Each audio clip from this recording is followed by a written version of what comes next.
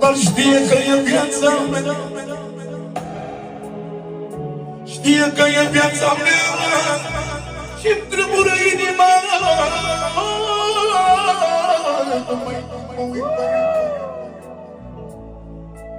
Și toată lumea știe ce-aș face eu pentru tine dacă te văd fericită, Doamne. Nu mai am inimă frică, că vorbeam cu Roxana, vorbeam de tine, fata,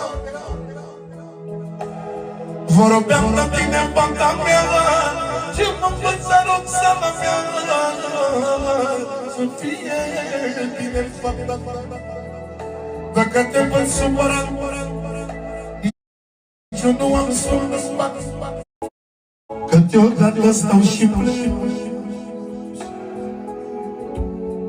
și mă mir de unde mai sunt și-mi tremură inima când o văd pe fata mea. I-am demandat să mă spun și nu m-a lăsat să spun. Ea îmi spune tot mereu să ai grijă de iubițul meu, că nu vreau să te-ai de rău. Mai stai, tată, și cu mine, că pleci mereu singur prin lume, supărat și vai de tine, ești mereu singur prin lume. Dar eu mă rog ziua și noaptea, mă rog cu măicușoara mea,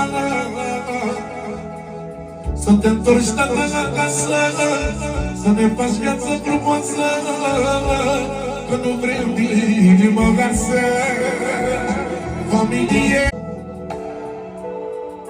Mai stai, tată, și cu mine, că pleci mereu singur prin lume,